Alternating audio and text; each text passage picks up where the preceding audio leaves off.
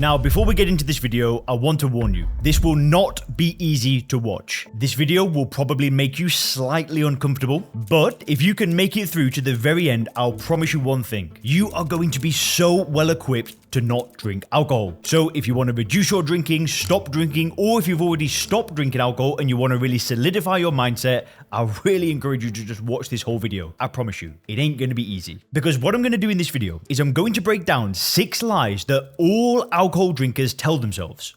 How do I know this? Because these are lies that I told myself. I drank for almost 10 years and all of these thoughts and all of these things that I told myself were in my own head. After speaking with thousands of people, these are the lies that come up when I have conversations with people who have a drinking problem, but I'm not calling anybody out specifically. Every single drinker will go through this. But the most important thing that I'm going to give you in this video is I'm going to give you the lie and then the truth. And the truth can sometimes sting. But like I said, if you can get to the end of this video, you'll be miles ahead of everybody else. Now, a very quick introduction. My name is Leon Sylvester. I'm the founder of soberclear.com, which is a coaching company that helps business owners and professionals stop drinking. I haven't drank for around 7 years after a decade of struggling. And very quickly, if you want instant access to a brand new video training that I've just finished showing you how to control alcohol in as little as 48 hours, then click the link in the description. This new method is not about using willpower therapy or AA meetings. It's totally different. I do not publish this video anywhere else online and it's already changing thousands of lives. So click the link below for instant access. Once you're on the next page, enter your name and email address and your free training will begin. It takes just 7 minutes to watch, but it'll feel like somebody flicks a switch in your brain. And honestly, I'm not sure when I'll start charging for this 7-minute video training. That's how good it is. But whilst it's still available,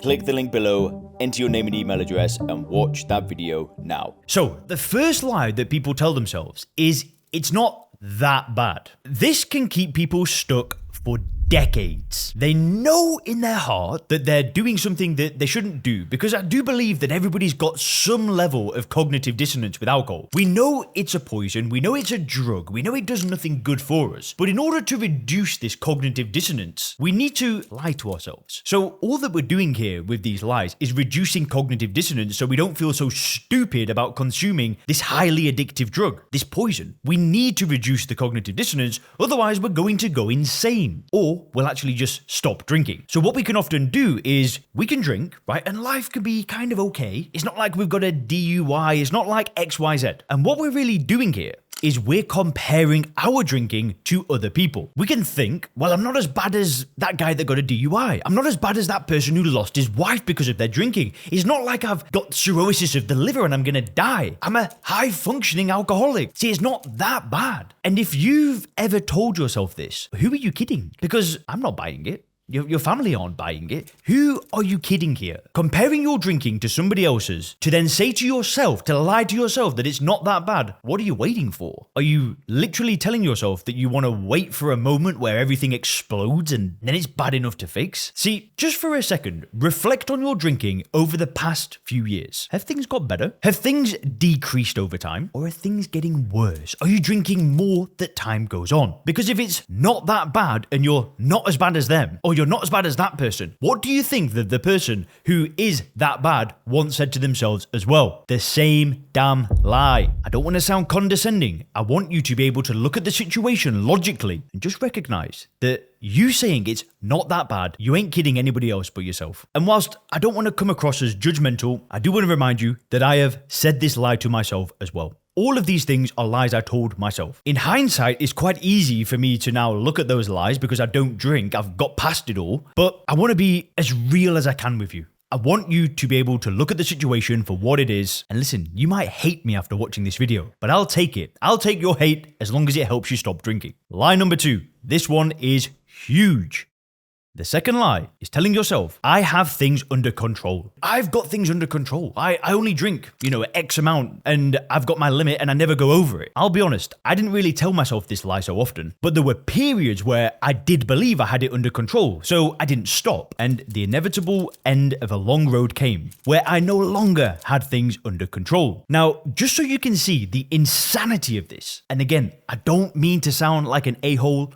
I'm just being honest. But how many people do you meet? And let's say, I don't know if you've ever been skiing before, but I love skiing, right? It's literally my favorite thing ever. I have the most fun of my life when I'm skiing. I just love it. It is the best feeling ever. But when I meet somebody else that shares that enthusiasm of skiing, do you think me and that person sit down and say, I love skiing so much. It's the best thing ever. And I have got it under control. Oh boy, I can control my skiing whenever I want. No, of course I don't do that. I also have a soft spot for pastry, right? I love pan au raisins. I might have even just butchered the pronunciation, pan au raisin, however you pronounce it. I didn't really listen in French class at school. But anyway, these pastries are amazing. They're beautiful. But I don't really eat them because it's a pastry filled with sugar and butter. So, maybe every so often I'll walk past one, I'll see the most beautiful pastry. This happens when I go to Europe and I'm like, I just can't resist it. But do you think I'll walk into that store and say, can I have my pan au raisin? Listen. And then I start justifying it. I don't really eat that many pan au raisins. I got this under control, but today I think I'm going to have one. I think I'd do that. Of course not. It would be ridiculous. When you tell yourself you have things under control,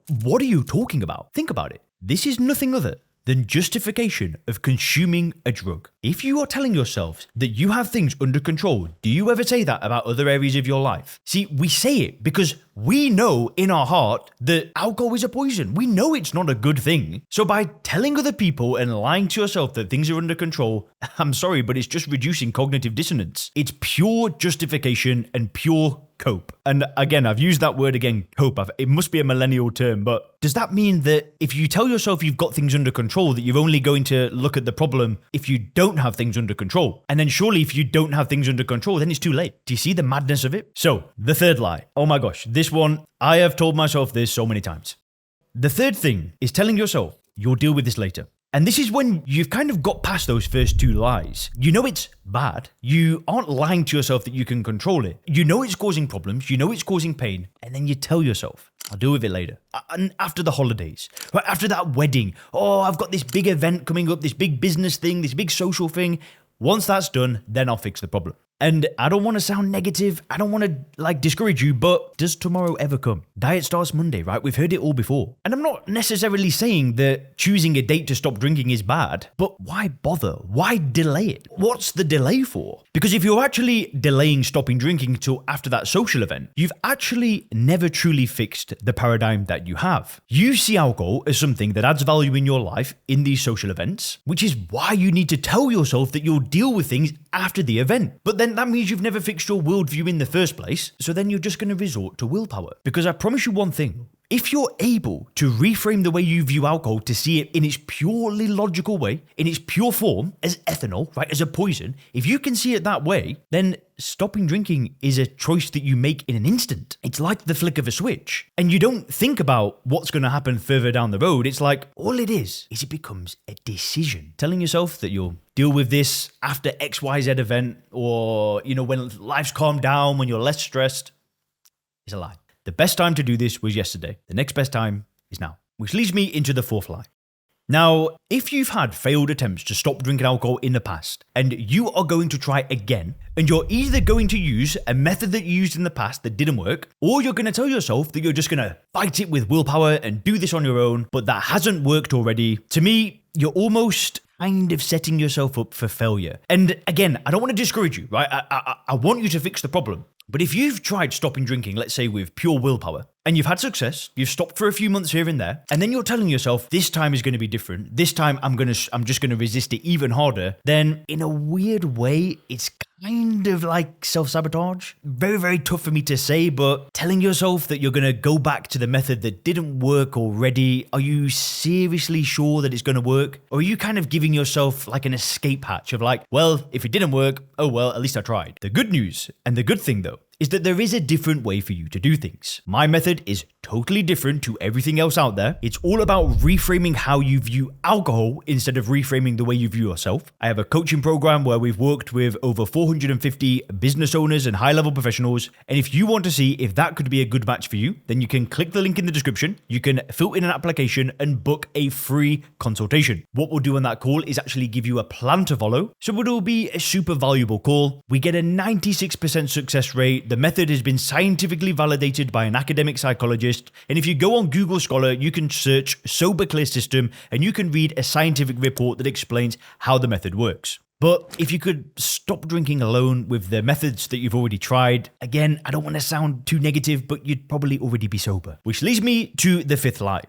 And the fifth lie is not necessarily a lie like the other lies, but it's this feeling of how am I going to deal with an emotion without alcohol? So for example, how am I going to deal with stress after a hard day of work? How am I going to be able to loosen up in a social event without a drink? How am I going to celebrate without a glass of champagne? How am I going to have a good time with my partner? Now, this is less of a lie, but it's more of like a fear. This thing of like, how am I actually going to deal with life? When a problem comes my way, how am I going to deal with it without alcohol? And with this one, I just want to remind you of something. This might take you back quite a few years, but before you ever touched alcohol, you were able to deal with stress, you were able to deal with socializing, you were able to deal with everything without this drug. As children, as teenagers, nobody needs alcohol. And I promise you, if you stop drinking alcohol and you make it permanent, you will be able to deal with anything life throws at you. And in fact, you won't just be able to deal with it, you'll be better equipped to deal with it. Things aren't going to get worse if you stop drinking. But it all boils down to the sixth lie. And this is the biggest of all, and this is what everything is built upon. This is like the foundation of lies.